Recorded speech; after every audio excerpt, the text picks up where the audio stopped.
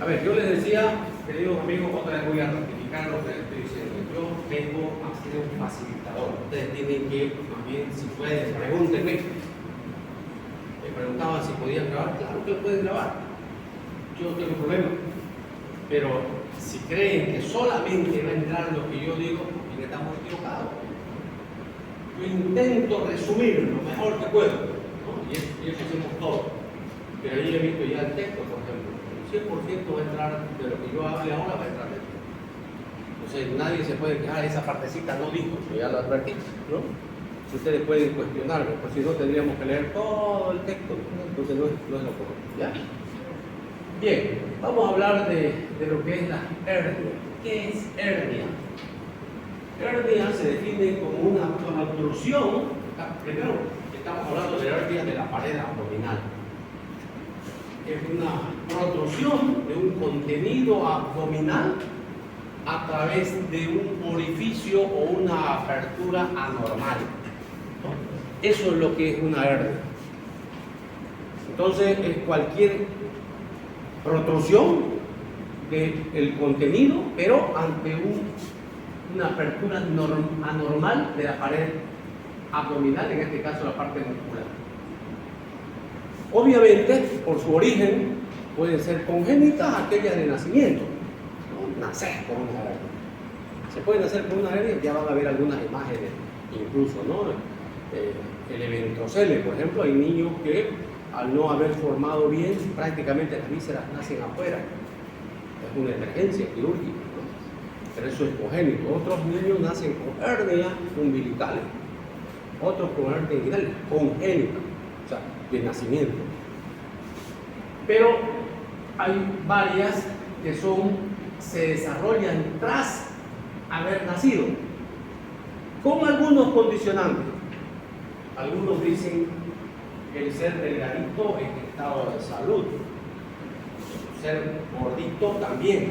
En realidad ninguno de los extremos de la vida son buenos. Por eso hay porcentajes normales que hablamos, ¿no? Entonces, vemos que vean ustedes con el desarrollo de la vida, podemos tener, por ejemplo, por causa de obesidad, por bajar muy bruscamente de peso también, ¿no? O por alguna intervención quirúrgica, son las llamadas hernias incisionales. O sea, yo no tengo hernia ahora, pero me operan y después de un tiempo aparezco con hernia. ¿Cuál fue la causa? Una cirugía médica, ¿no? Entonces, eso es lo que viene a definirse como una hernia de la pared abdominal. Cuando uno habla de hernia, yo ya le decía, después de cirujano, a veces lo más fácil es decirle, cirujanito, jovencito, lo más pronto que vas a operar es hernia. Y si uno se pone a mirar, caramba, no es sencillo. Especialmente el mayor porcentaje de hernias que hay son inguinales. Y entonces hay varios elementos anatómicos que hay que considerar. Entonces, el mayor porcentaje de hernia, decíamos, vean ustedes, congénita sería que yo nazca con una hernia inguinal. Pero también puede suceder que no nací con una hernia, pero ya nací con una condicionante, o sea, un defecto en la obliteración. Este conducto inguinal de todos los hombres nos sirve para que descienda a través de este conducto el testículo, las bolsas escrotales. Pero una vez que baja, se debe cerrar, se debe obliterar esa. Muchas veces no se cierra completamente. Y entonces ahí viene el sobrepeso, por ejemplo, hace que aumente la presión abdominal, busca una zona débil y entonces se puede producir una hernia. O, por ejemplo, por hacer esfuerzos físicos, ¿no? Lo cual no significa que el esfuerzo físico es la causa, digamos, que te llevó a la hernia. El condicionante final se iba a determinar, la gota que rebasó el vaso, porque ya tenía uno el déficit, o sea, el debilitamiento. Porque si no, todo lo que hacen pesa debería ser herniado, y no es así, ¿verdad? En las mujeres, evidentemente no hay esto, no hay este producto, pero tienen un problema, tienen más incidencia en hernias rurales, no inguinales, porque en las mujeres el cordón espermático está reemplazado por el ligamento redondo, pero no tiene ese conducto inguinal. Entonces hay siempre sinonimia.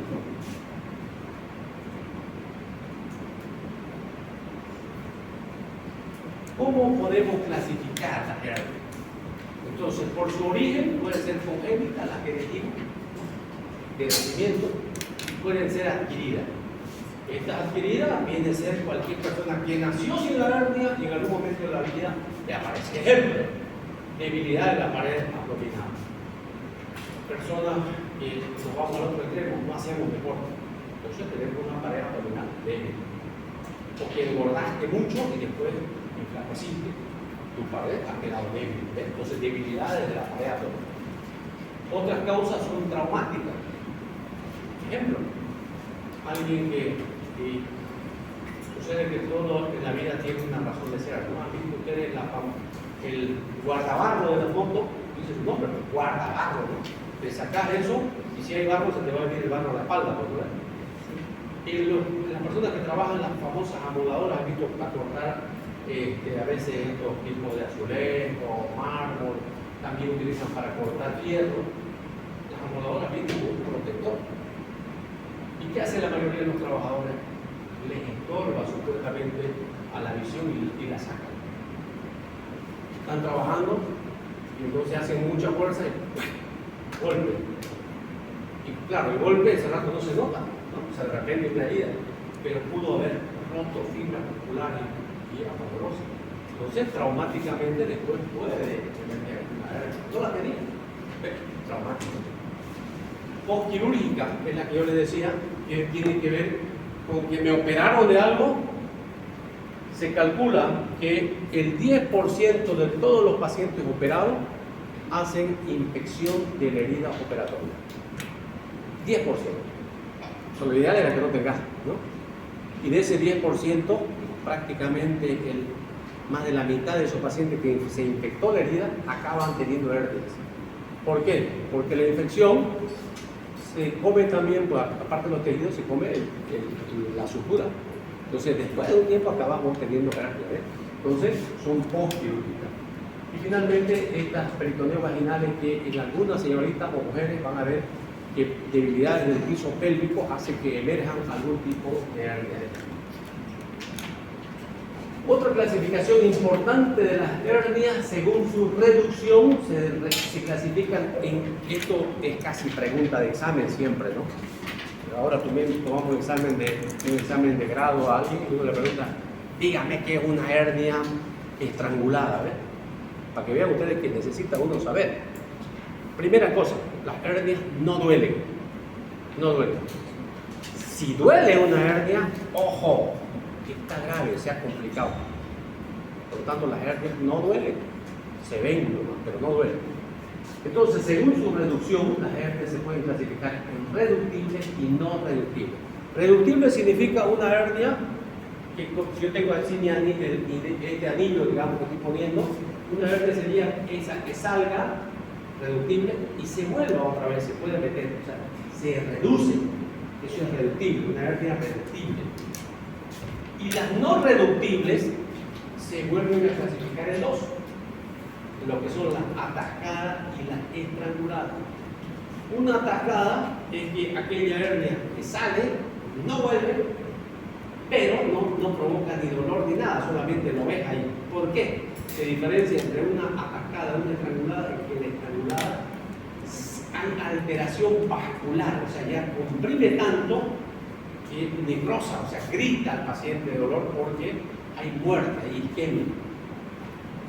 Cuando el paciente grita de dolor porque dice infarto agudo de miocardio, un dolor fatal, dice de muerte, ya se está muriendo tu corazón, es el músculo cardíaco. Pero ¿verdad? Del corazón, ¿qué sale? ¿Qué arteria sale del corazón? ¿Qué arteria sale del corazón? La aorta. ¿Y quién irriga al corazón? La coronaria, ¿de verdad? Entonces, si se obstruye la coronaria, muere el músculo cardíaco. ¿Ves? Entonces eso es un infarto. Que las hernias no reductibles, estas no reductibles se clasifican en atascadas atascada y estrangulada. Atascada es aquella que no puede volver otra vez a su sitio, pero no tiene alteración vascular. Por lo tanto, yo puedo vivir con una hernia atascada. Como que van a ver a muchas personas, pocas mujeres, la mayoría hombres, que de repente tienen una hernia umbilical y van a ver su ombligo casi brotado, ¿no? O sea, así, brotado constantemente. Pero viven así. No reduce, no vuelve para atrás, no brota más, y ahí está. No son hernias atascadas, ¿ves? No reductibles atascadas. Si le doliera, es que ha habido una alteración vascular. Ya vamos a ver un ejemplo ahorita de una idea. ¿Ya? Entonces, aquí está la definición. ¿Ves? Una hernia irreductible o encarcelada es aquella que no regresa a la cavidad abdominal y por lo tanto implica no hay alteración vascular. En cambio, la hernia reductible es aquella. Cuando esta irreductible implica isquemia, eso se llama hernia y cualquier tipo de hernia estrangulada, cuando hay una alteración vascular. ¿Ya? Y entonces la reductible, como hemos dicho, es aquella que entra y sale. Es más, van a ver que en la semiología, para hacer diagnóstico de hernia, nosotros, cuando la hernia no es grosera, cuando es incipiente, claro, hay pacientes que vienen con una hernia saca que vos de mirarlo no vas a saber que es una hernia, ¿no? Otros que te van a decir, sí, doctor, siento una molestia, y vos lo mirás y tenés que examinar y yo no veo. Se vas a tener que examinarlo en parado y pedir que empuje, o sea, que haga maniobras de Valsalva. Entonces, en esa maniobra, recién vemos que protruye algo, ¿ves? Deje de empujar y otra vez desaparece, entonces es una hernia reductible, ¿no? ¿Cuáles son los componentes de una hernia? Hay muchas personas que cuando se operan dicen, doctor, cuando me opere mi hernia me la va a dar, ya dicen, o sea, quieren que vos se la des la hernia. Y en realidad es un defecto de la parte. Pero tiene componentes, evidentemente, la hernia, ¿no? Tiene un anillo, que es por donde sale. Tiene un saco herniario, que es el donde sale el contenido, y el tercer elemento viene a ser el contenido, o sea, lo que sale. Esos son tres componentes que tiene una hernia, ¿no? El anillo herniario, el saco herniario y el contenido. El anillo es por donde sale. El saco viene a ser el peritoneo, ¿no? El peritoneo que se va elongando.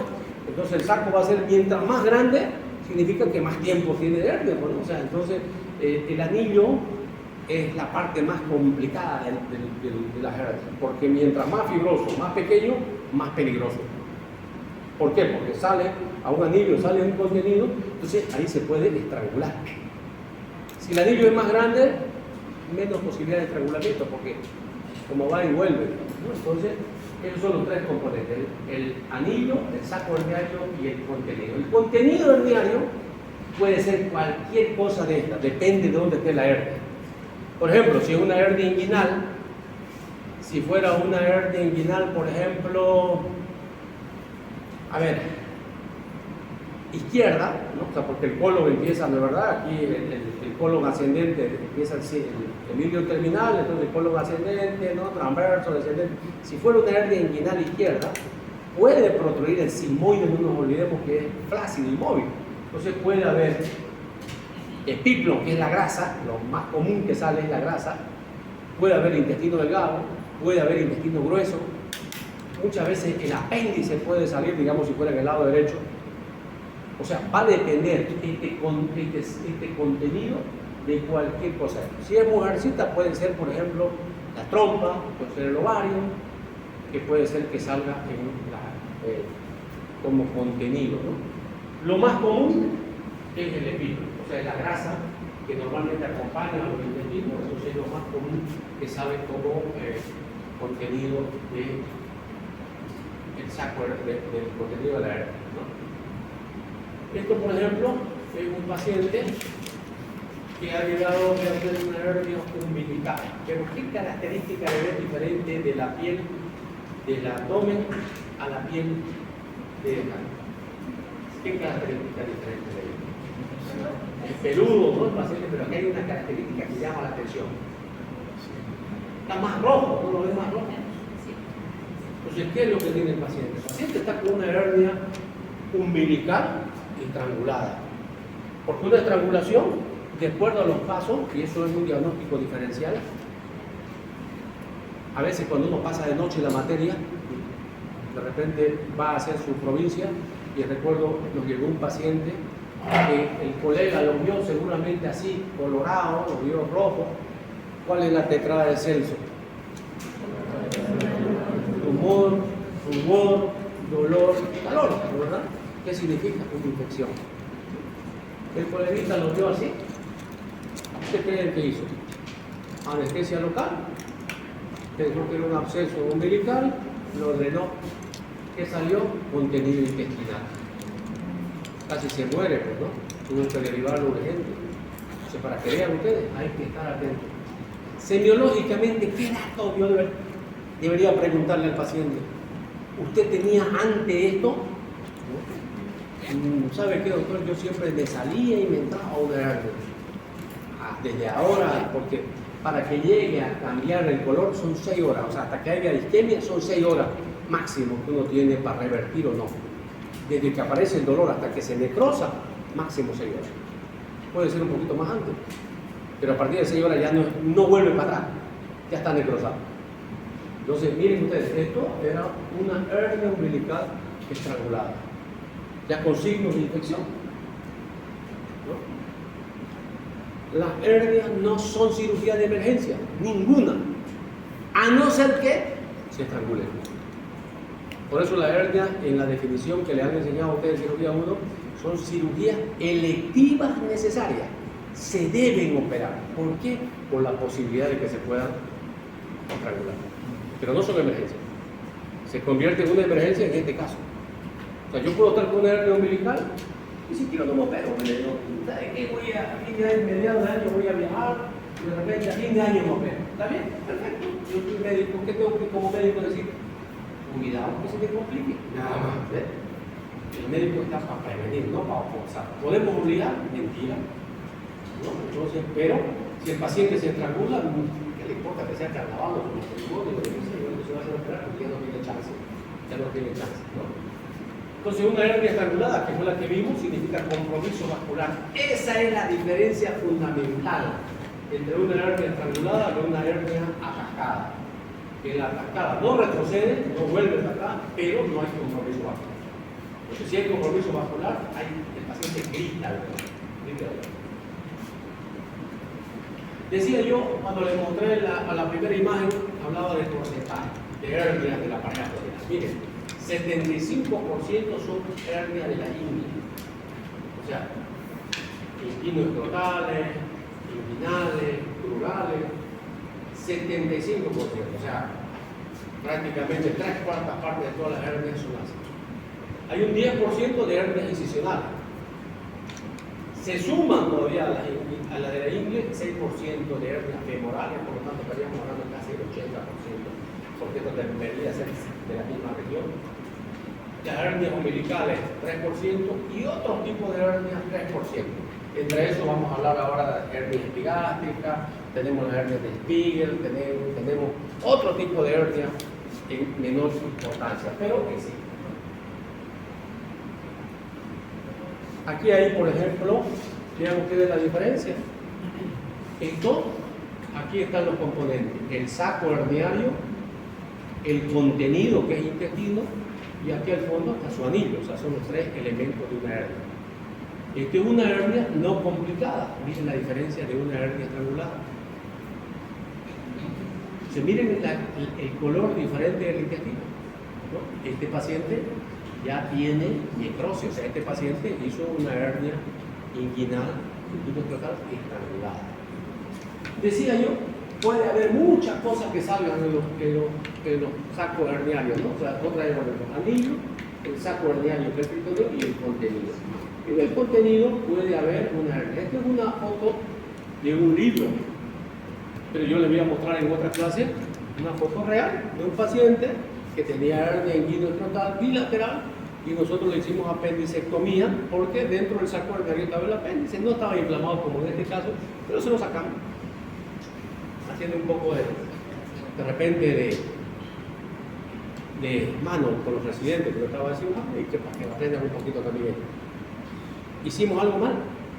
No sé, no creo, porque la hernia son cirugías limpias, pero hacer una apendicectomía ya se convierte en una limpia contaminada, mayor riesgo de infección. Pero la disyuntiva estaba el apéndice hasta ahora. Algunos discuten que tiene alguna función linfoidea. Yo creo que para uno lo único que nos sirve es para los trabajos en plátano médico. Si no le fijaron ninguna función, porque lo que puede pasar es que se te complique si es que no se te opera. Hay órganos imprescindibles, y hay otras cosas que son prescindibles. Por ejemplo, el hígado es imprescindible, el corazón es imprescindible. Los riñones tenemos por suerte dos, podemos prescindir de uno, no de los dos. Por eso es que hay trasplantes de vivo a vivo, porque le puedo dar un riñón a alguien y puedo vivir con un riñón. Claro, que los dos no, pero están viendo ejemplos de lo que significan los diferentes tipos de hernia. Esto es una hernia, ven ustedes, del piso pélvico. Es una señora que el piso pélvico obviamente puede provocar una debilidad y puede protruir igualito contenido abdominal y simular, vean ustedes, como si fuera un lipódromo, ¿no? Entonces, si uno no tiene clara la figura, de repente puede pensar cualquier cosa, ¿ves? Por eso digo, es preferible, si yo no les cuento, yo salto esto y está en el libro, te van a pensar que no existía. No, no lo dije yo, que es otra cosa. Pero preferible que tengan en cuenta que hay ese tipo de posibilidades. Este es piso pélvico, miren ustedes. Puede darse, son menos del 3%, hemos dicho las miscelades, pero tienen obligación de saber que existen. ¿No? Tienen obligación ustedes de saber que existen. Bien, eso es las generalidades en general de las hernias. Ahora vamos a hablar de dos tipos de hernias. Primero, la epigástrica, que es rápido, o sea, ya entramos a hernia epigástrica. Igual, la definición va a ser exactamente la misma, una protrusión del contenido de un orificio, en este caso, ubicado en una región determinada, la línea media o línea alta, ¿no? Entonces, la hernia epigástrica es aquella que es la procedencia a través de la línea alta o media, que va desde el apéndice sigmoide hasta el ombligo. Cualquier protrusión en esa línea media, cualquier protrusión que yo tenga, se llama hernia epigástrica. Ojo, es diferente de la diástasis de recto. Hay muchas personas que tienen separación de los músculos rectos y entonces cuando hacen abdominal o alguna cosa, protruye un poco esta partecita así, pero es completa. Eso se llama diástasis de recto, o sea, separación de los rectos. Eso no es una hernia epigástrica. Hernia epigástrica es que tenga anillo, o sea, debe tener un pequeño anillo, ¿no? Entonces nosotros vemos anatómicamente que la línea media o algo está formada por el entrecruzamiento de la línea media de las vainas anteriores y posteriores de los músculos rectos, por lo tanto es una debilidad en esa zona específica para que se llame hernia epigástrica. ¿Por qué se producirían o por qué se producen? Hay dos teorías, ¿no? La primera que habla que las hernias se desarrollan a través de algunos orificios de los pequeños vasos. Tenemos pues, obviamente los rectos, ¿no? Las pequeñas arterias que tienen que dar irrigación. En algunas personas ese pasar por ahí debilita esa zona y después de un tiempo se hace un poquito más ancho ese pequeño orificio y por ahí podría emerger, ¿ya? Lo normal es que no lo tengamos, pero puede pasar. La segunda es que se desarrolla a través de una zona de debilidad congénita, o sea, que pudiste congénitamente tenerla, no se diagnosticó, y de repente por sobreesfuerzo, porque bajaste mucho de peso, o subiste mucho de peso, va a ser listo. Ya lo tenías la condicionante, y esta fue la gota que hizo que emerja. Corresponde al 3% total de la hernia, es 3 veces más común en los hombres que en mujeres, y obviamente la edad es más o menos la misma en todos los tipos de hernia, entre los 20 y 50 años. ¿Por qué? Porque es cuando somos de repente en la época más productiva, ¿no? Haces más esfuerzo, trabajas más, cosas así. ¿Ves? En las mujeres a veces tienen, vamos a ver despuesito, las hernias umbilicales. A veces no se notan al principio. Se embarazan y se nota su hernia. Entonces fue el embarazo el que le dijo, no, ya la tenía la hernia, solamente que el aumento de la presión abdominal hace que se manifieste, nada más. Hay factores que desencadenan, no la producen, ¿vale? Desencadenan, por ejemplo, los esfuerzos, ya decía, ¿no? Yo no estoy en contra de los esfuerzos, además, todos ustedes deberían hacer deporte, ¿no? Pero a veces puede ser que eso mismo sea el desencadenante. Tipos de trabajo pesado, traumatismo, como causa predisponente, ¿no? Que especialmente en las mujeres vendría a ser el embarazo, ya decía, o si yo tengo un tumor que va creciendo en el abdomen, sea hombre o mujer, ya le estoy diciendo, ese aumento de la presión va a buscar zonas de debilidad. Y si yo ya tenía una zona de debilidad en la zona media, pues va a emerger. De repente, si mi zona de debilidad está en la región vital, va a aparecer en la debilidad o plural, entonces va a depender eso, pero son aumentos normalmente de la presión dentro del abdomen. Las hernias epigástricas se producen porque el orificio se agranda, o sea, ya es obvio, ¿no? Y aparece esta masa en el tejido celular, por lo tanto, nosotros sabemos que anatómicamente tenemos la piel, tejido celular subcutáneo, la aponeurosis y tenemos el músculo. Entonces, aquí donde está el defecto de la aponeurosis, en la línea media o alba, es la conjunción del músculo recto, ¿no, verdad? En una línea, por lo tanto, en esa zona, esa aponeurosis, es que se produce esa debilidad. Entonces, al haber esa debilidad, ¿dónde va a aparecer? En el subcutáneo. Entonces, aparece esa masa, aparece como si fuera un tejido adiposo. Por lo tanto, rara vez llegan al estrangulamiento, porque la mayoría de las veces son más pedacitos de grasa, porque son pequeños. Van a ver que son pequeños, a veces miden 0.5 centímetros, digamos, una hernia. ¿Provoca molestia? Puede provocar. A veces puede provocar hasta dispepsia. ¿Cómo es eso? Dice, ¿no? Claro, yo me alimento y de repente siento plenitud. ¿Y qué ha pasado? Es que tengo un pedacito de un epiplon ahí, entonces cuando como siento pues como que lo quieran meter otra vez el epiplon adentro por los movimientos peristálticos. Entonces, a veces uno puede sentir ese tipo de situación. La presencia de epiplon en la hernia se llama epiplocele, o sea, la presencia del epiplon dentro del contenido abdominal. ¿Qué signos y síntomas? Es bien impreciso. Le digo la verdad, no es fácil hacer diagnóstico de hernia epigástrica, mucho más si la persona es gordita. En personas delgadas parece fácil con la palpación. No existe método, o sea, todas las hernias, por si acaso me estoy adelantando, son de diagnóstico clínico, semiológico. Y si no te da muchos síntomas, entonces es impreciso, porque a veces la masa, porque si hay una hernia, ¿cómo la voy a definir? Como un tumor, no estoy diciendo cáncer, ¿no? O sea, ¿cómo le digo yo? Una masa tumoral, irradiado, qué sé yo, mentoniana, derecha, esa es la descripción. Si yo veo una protrusión, voy a describirlo también así como una masa tumoral, ¿no? ¿Verdad? Entonces son muy pequeños, ¿no? A veces tan pequeños que menos que la yema del dedo meñique, entonces a veces cuesta diagnosticar, ¿no? Hay un signo cuando duele, eso te forza el diagnóstico.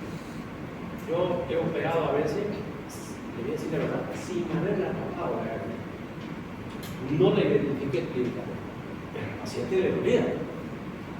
Entonces lo operamos, ¿no? O sea, no estoy diciendo de emergencia, sino que la programamos, le dimos todo, entramos y evidentemente era un pedazo de epiplon que había salido con anestesia, obviamente, entras a hacer piel, llegas ahí, reintroducís, ya van a ver la forma, es sencillísimo, se reintroduce o se lo saca ese epiplon, ese pedacito, 2 puntos de material no absorbible y se acabó la celulitis.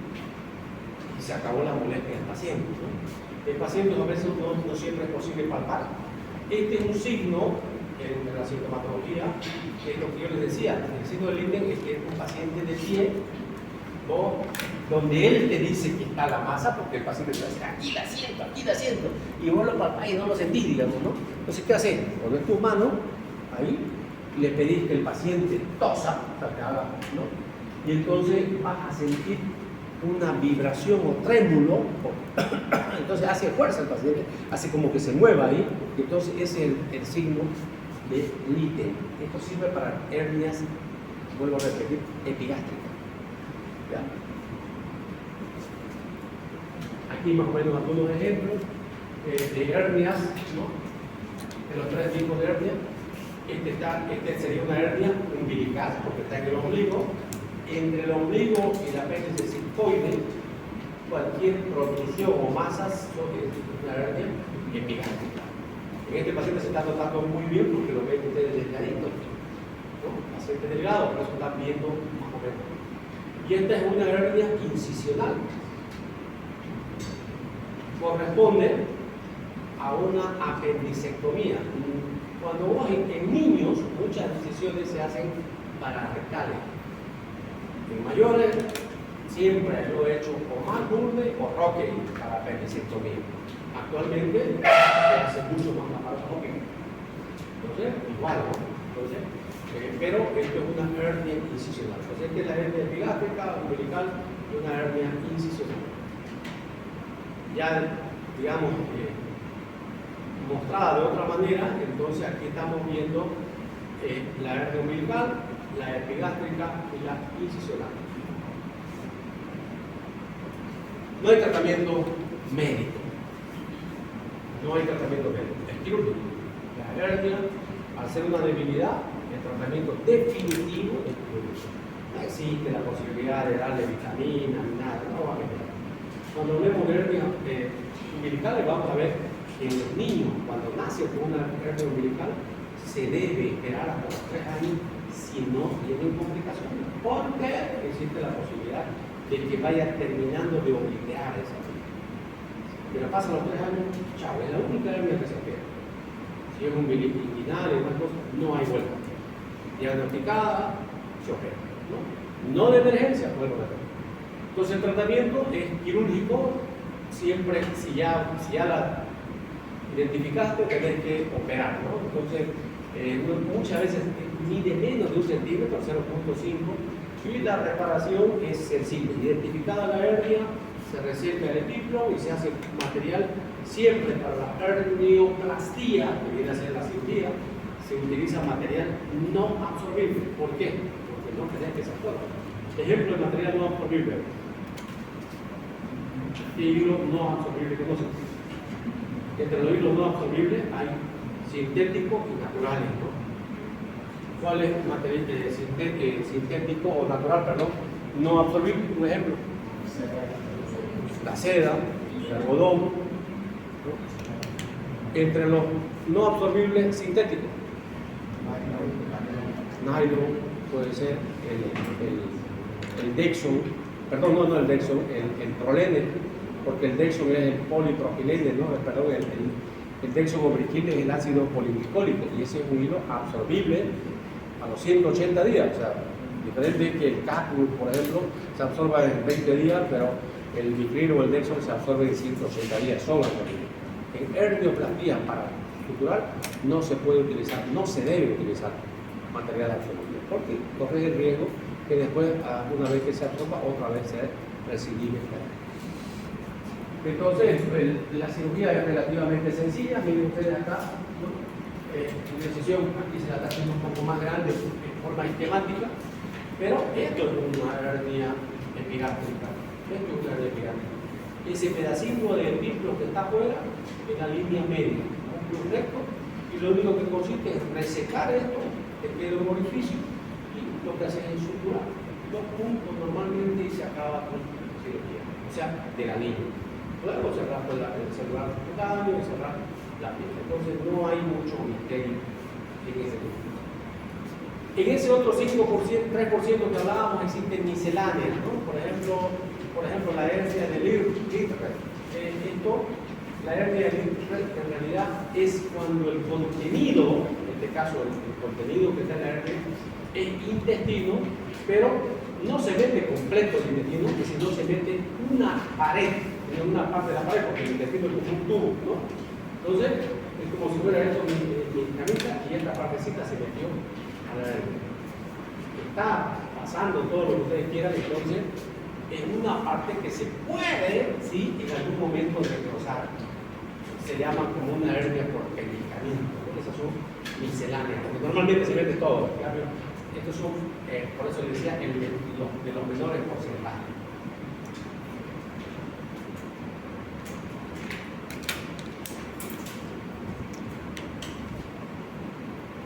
La hernia, por ejemplo, hay otras variantes menores, que deberían ser las plurales, que las vamos a hablar en extenso como un tema específico, porque las hernias femorales o plurales son hernias muy importantes que hay que conocerlas. Cuando hablemos de hernias inguinales vamos a hablar específicamente de ellas.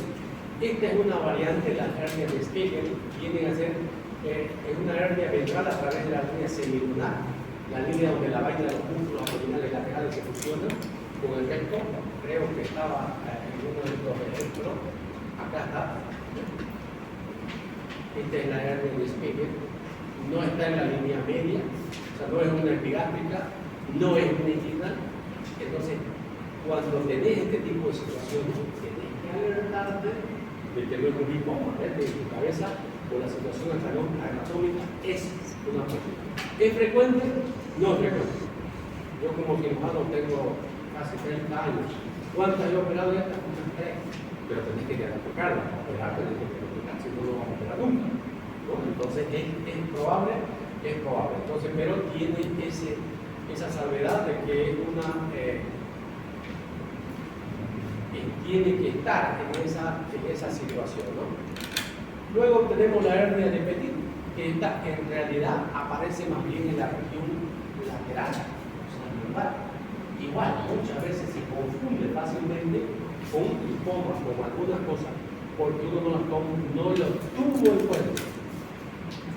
¿Es delito no saber todo? Yo creo que no es delito. Es delito quedarse con el.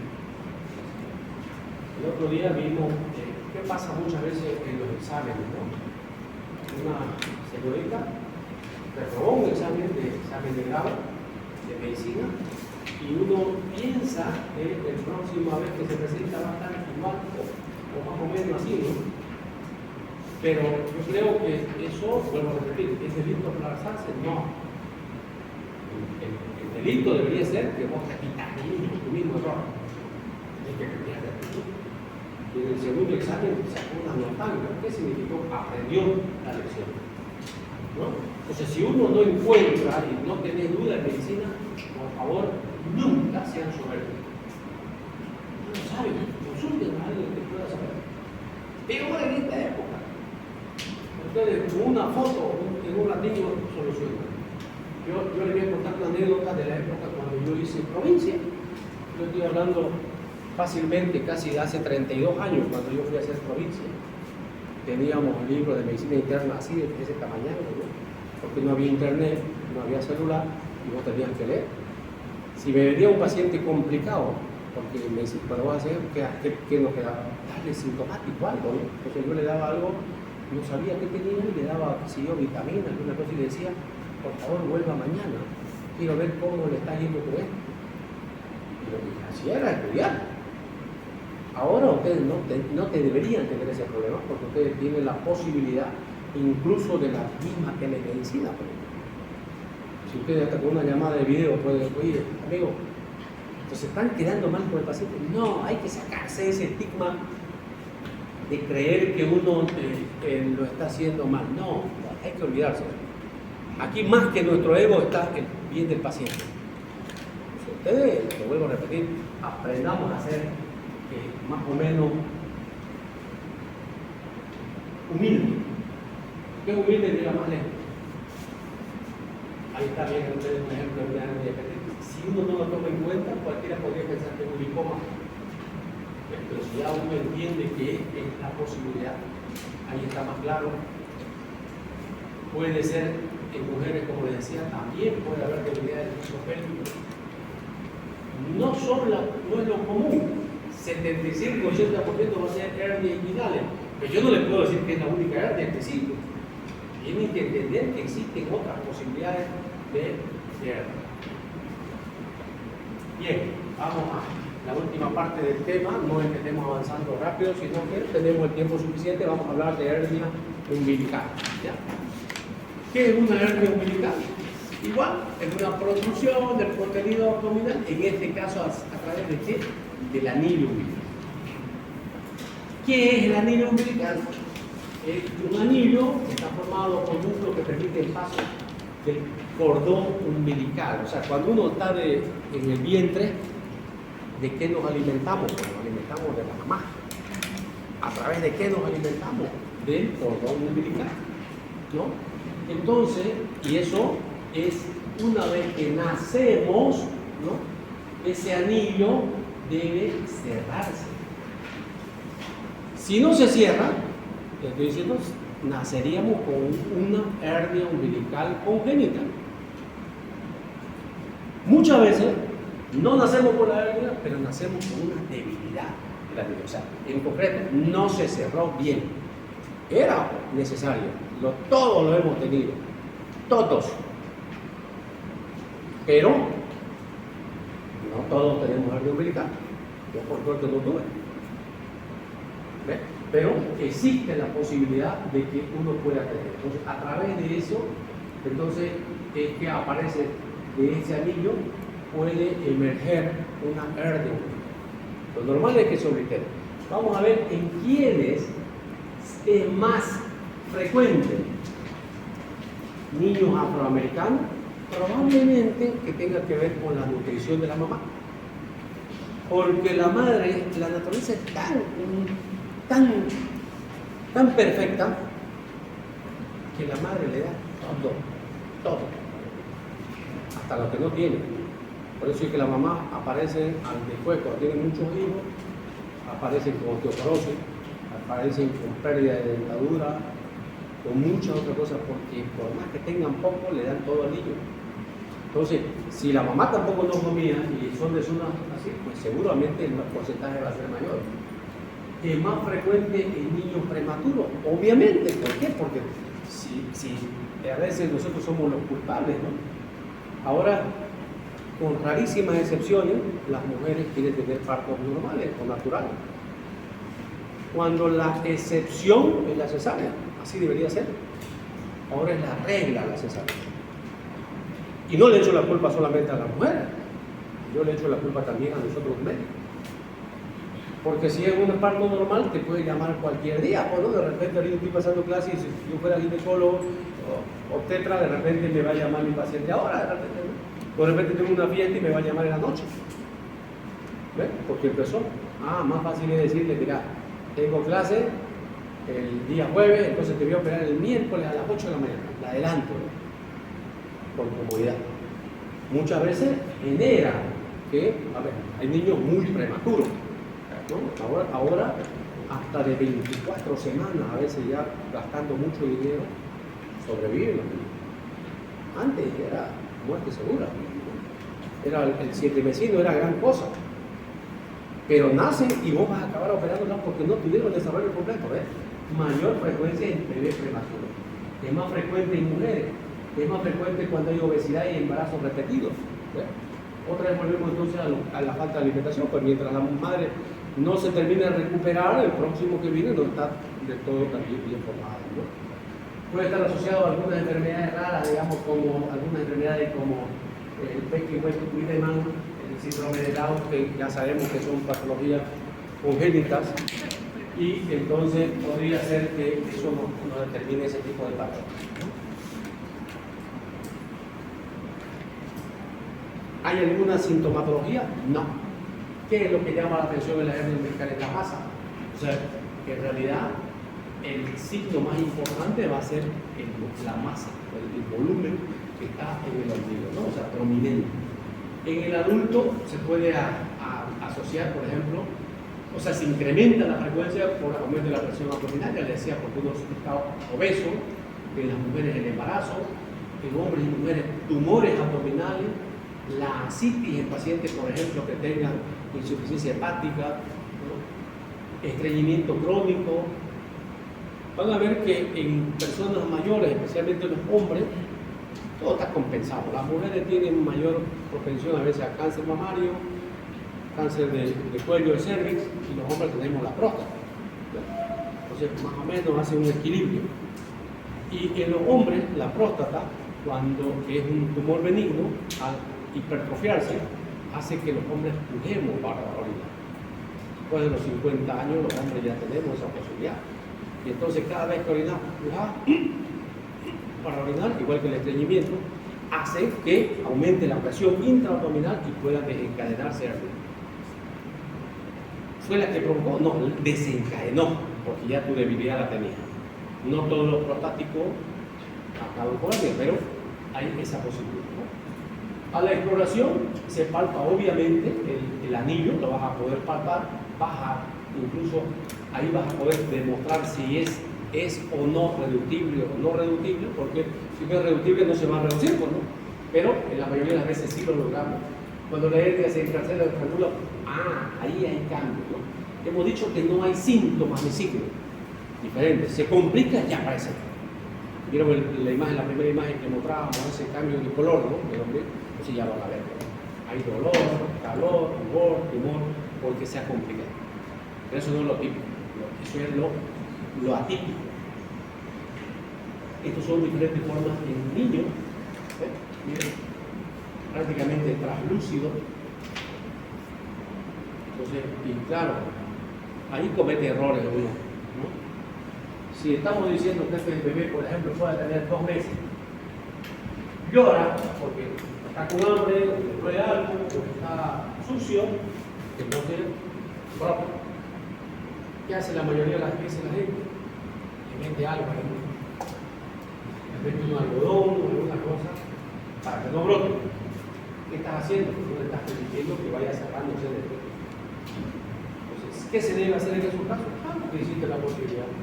Ponerle más bien un esparadrapo. Y acá, más bien con cerrarlo. O sea, ayudarle a que cicatrice, no le pongas nada adentro, más bien. No sé si me dejo entender, ¿no? O sea, uno por creer que metiéndola y dejándole algo ahí, solucionar el problema, claro que no va a brotar, pero es porque vos le has metido algo.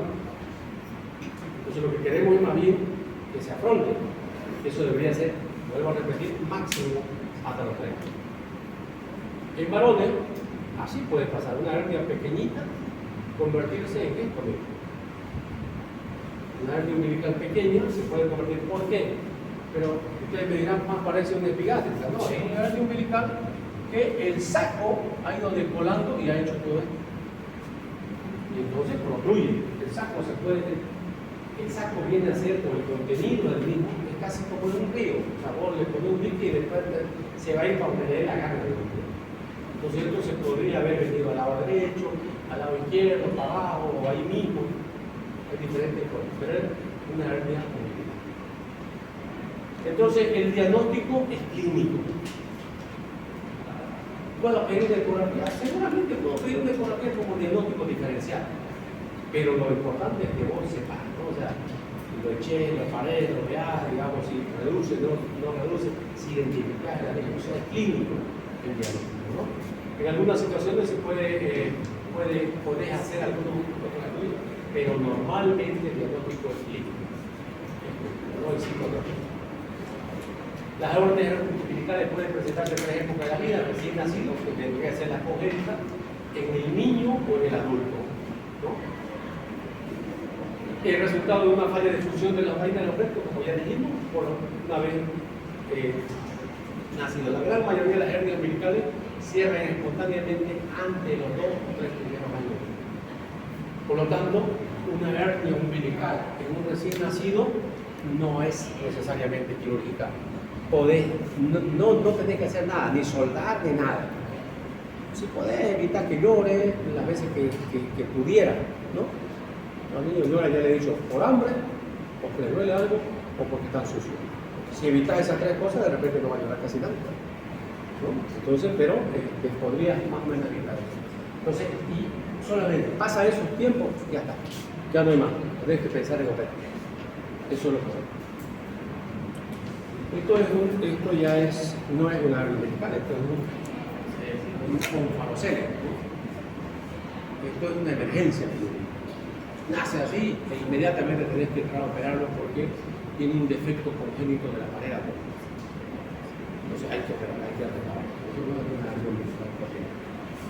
Este es un paciente que fue operado por una hernia umbilical mal operada, de repente se infectó, Y vean ustedes, recidivó, porque se nota incluso su cicatriz.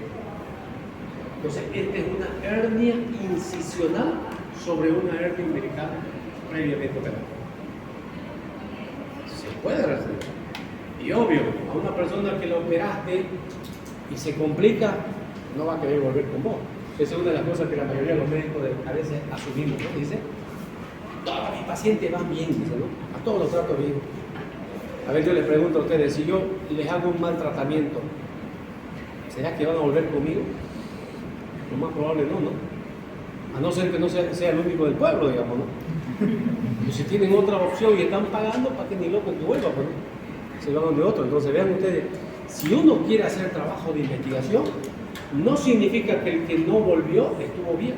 Probablemente tuvo una mala evolución y no le dio la gana de volver. En los trabajos de investigación se debe ir a buscar al paciente para saber la satisfacción o no de qué es lo que tuvo. ¿Ves? Este es un bebé, miren una hernia grande. Estos casos así, a veces no debes esperar 2 años. Preferible operarlo antes. ¿Por qué? Porque es muy grande, es como una bola de ping-pong prácticamente. Entra y sale, entra cada vez que hace peor, medio gordito, bien tratado, ¿no? Como gorditas, ¿no? Pero en este caso, no necesitas esperar los 2 o 3 años. Preferible es operar. Igual, muy grande para la edad del paciente. Normalmente hemos dicho 0.5 milímetros. Seguro que este anillo es más de 1 centímetro. O sea, tiene un saco de nervio muy grande. Entonces lo va debilitando y puede provocar ya complicaciones más severas. Este niñito, miren ustedes, ya grande, ¿no? Este es un error mío. Aquí uno debería tapar la cara, ¿no? Del bebé, pero del paciente, ¿no? Pero es una hernia grande. ¿Lo mata? No, pero seguramente le quita mucho de autoestima. Porque a esa edad vos querés jugar pelota, querés ir a la piscina, ¿quién va a querer estar así, no? Seguramente le afecta. ¿Por qué no fue operar? Porque era pues una zona no muy pudiente, ¿no? Entonces, como que dicen, se aguanta, ¿no?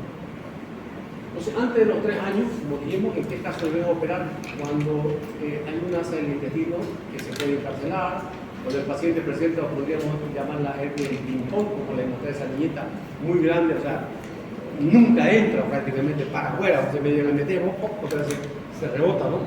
Por eso es lo que significa. O cuando el defecto aponeurótico mida más de 1.5. Hemos dicho que normalmente es 0.5. En tu examen clínico, si vos haces el examen, si antes estamos hablando de la yema del dedo meñique, de repente me entra el medio, y me queda floqui todavía, ¿para qué vas a esperar? O sea, no va a retroceder, no va a ir para afuera. Y la cirugía es igual, sencilla, lo que consiste en ingresar, identificar el saco herniario, depende de la anestesia, depende si es niñito, difícil que puedas hacer bloqueo o demás cosas, va a tener que hacer anestesia general. Si es adulto, tenés la posibilidad de hacer hasta con local si quieres, ¿no? Entonces, hacer una incisión, piel, se llega hasta la aponeurosis, se libera, ¿no? Todo lo que significa el saco herniario, porque divulsiona, vas hasta el anillo y una vez que estás en el anillo, aperturas el saco y reintroducir, porque lo que tienes que estar seguro es que todo el saco, el contenido, vuelva adentro otra vez y cerrar el anillo. En eso consiste la cirugía. Por lo tanto, no hay nada que mostrarle al paciente, no le vas a decir, muéstrame la mi hernia. Pero mostrarle, has preparado la hernia, pero no le vas a poder mostrar nada, ¿no? Aquí también, es una incisión. Todo esto es el saco herniano, todo. Dentro está el contenido y el anillo también. Todo esto era la hernia umbilical. Esto ya es grosero, ¿no? Una señora igualita, una hernia umbilical recidivada. La señora mayor que ya hizo una hernia incisional previamente operada de hernia umbilical. Esto es una foto de un libro, igual, pero esto ya era gigante, no solamente por la pobreza, decir. Hay veces uno, en algunos detalles, uno piensa que influencia. hice hacer un estudio cuando estábamos en la residencia. Yo estaba de cirujano en el San Juan, entonces a un residente le dije, vamos a hacer un estudio. A ver, ¿cómo repercute el nivel socioeconómico cultural en la evolución de la apendicitis aguda? Ese era el planteamiento del problema. Y evidentemente vimos que mientras menos nivel, digamos, educativo tenía la persona, mientras menos recursos, venía más complicado. Pucha, pero debería ser al revés, ¿no? Si somos yescas, son pobres, debería venir antes. Pero no venía porque no tenía recursos. Y porque nadie le enseñó que debería ser superar. Y vos le preguntabas a veces, ¿por qué no viniste? Porque venían con peritonitis, ya no venían con apendicitis. Ya después vamos a hablar de apendicitis, ¿no? La apendicitis tiene fases, ¿no? La fase congestiva, monosa, supurativa, necrótica, perforativa y acaba en peritonitis. Entonces, si a vos lo operás en una fase congestiva, en menos de 12 horas o 24 el paciente va a estar reincorporado a su trabajo y así de una manera normal. Con peritonitis es probable que se muera. Es decir, pero ¿por qué vino usted con peritonitis? Es que no tenía plata y ahora tiene peor. Si hace 4 días estuve viendo cuando estaba trabajando. Entonces, miren ustedes, por eso les decía, cómo esto puede ver solamente en lugares donde más no deberíamos quedar. Ustedes van a salir como médicos generales. Debemos alertar. Ustedes diagnostican una hernia umbilical. ¿Lo van a forzar al paciente a que se opere? No, pero tienen que alertar qué complicaciones probablemente tengan si no se opera. Y tienen que decirle, no hay tratamiento médico. Si hubiera tratamiento médico, entonces pues uno también lo indicaría. Estos no son fotos nuestras, son de libros, ¿ya? Inmenso, ¿ves? ¿Cómo una hernia tan chiquitinga puede generar? ¿Cómo ha vivido? O sea, tampoco. Es complicadísimo pero operar a estos pacientes. ¿Por qué? Porque ya tienen pérdida de domicilio. Todo este contenido de acá es como que ya no le pertenece a la cavidad abdominal, pero está fuera. Cuando vos querés operar, mucha caramba, ya cuesta cerrar, porque lo estás metiendo en un lugar donde ya pasó mucho tiempo. ¿Ves? Entonces, por eso digo que es mejor hacerlo más antes. Esta es la típica hernia umbilical atascada, miren, es lo que yo les decía. ¿Cuántos habrán visto a sus familiares, a su papá, a sus porteros, de repente? Sí, ¿no? No viene el portero todavía. Entonces esta hernia es una hernia atascada, no vuelve otra vez, ¿no? Pero lo ven tranquilo, porque ya está por ahí, nomás se quedó la hernia y ya está, digamos, ¿no? ¿Se puede complicar en una estrangulada? Sí. En algún momento se puede comprimir los vasos que irrigan a esa grasa que es el epiplo y puede provocar. Esto es más estético. A algunos le vale, los hombres no valen, ¿no? Pero esto es una hernia típica. ¿Cuál es el tratamiento? Miren ustedes, si fuera este paciente, ¿no? Entonces la incisión normalmente es una incisión arciforme, esa es la técnica de Mayo, ¿no? Una incisión arciforme, una ingresa, identifica el saco, ¿no? Llega al anillo, va evolucionando, apertura, reintroduce, y una vez que has metido el contenido dentro de la cavidad abdominal, lo que te queda es el sutura, con material no absorbible. Y ya está, otra vez cerrar y se acabó tu cirugía. Este señor que estaba así, va a acabar así, sin ningún problema, ¿okay? Evitando que se complique. Otra vez tenés mucha dificultad cuando ya es un saco herniario grande, ¿ves? Con contenido intestinal, riesgo de necrosis, es mucho más complicado para el paciente y para el cirujano. Y cuando es una hernia como esa señora que veíamos antes, por ejemplo, es difícil que pueda cerrar, como les decía, de una manera tan simple como la otra. Entonces vas a necesitar colocar malla. Y esto que están viendo acá es una malla de Marnex. O sea, hacer la sutura y tienes que dejar una malla, ¿no? Para que haga fibrosis, o sea, para que refuerce esa pared. De otra manera, se te va otra vez herniando. Vos acabaste bien la cirugía, técnicamente según vos lo hiciste bien, y después de un tiempo otra vez el paciente está ahí. Por eso digo, hay que, pero no es el objetivo la parte quirúrgica, sino que ustedes sepan hacer bien. ¿Preguntas? ¿A qué se refiere Coercible o incoercible tendría que ser reductible o no reductible. Ya, es casi una